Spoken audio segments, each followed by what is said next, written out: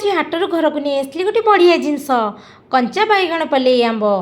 बो से गुड़ को भल भाव में काटी देथिले आ मु प्रथमे टी कड़ाई रे तेल दे देथिली ता देहरे पंचफुटण सुखिला लंका और भृषण पत्र गोटे छुंक दे देथिली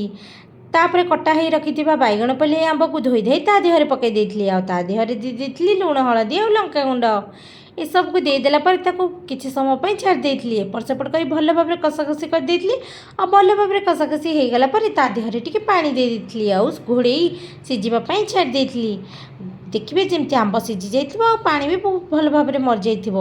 अल्प टिके पानी थिले चलिबो ता देहरे टिके चीनी ढाल देथिली आम घर लोक जेहेतु झोलझोलिया टिके पसंद से अल्प पानी थिबा टिके काढ़ी देथिली एटा किंतु कषा कले बहुत भल लागिबो आपण माने चाहिले गुड़ भी पकई पारिबे देखंतु केते सुंदर भाव से फुटुची आ बैगन पलई आंबर खटाटी पूरा रेडी हो जाइछि प्रथमे खटा हो टुनु आमर खाइबा को मागिथिला आ ताको टिके प्रथमे खटा दे देथिली से खाई कहिथिला बहुत भल लाଗୁଛି बोली सतरे खटार बास्नाटा किंतु बहुत बढ़िया थिला आपण माने थरे एमिति करी खाई देखंतु केमिति लाଗୁଛି कमेंट रे जणेबे वीडियो टी भल लागिथिले लाइक कमेंट शेयर सब्सक्राइब करबा को जमा भूलिबेनी। रहिल नमस्कार जय जगन्नाथ।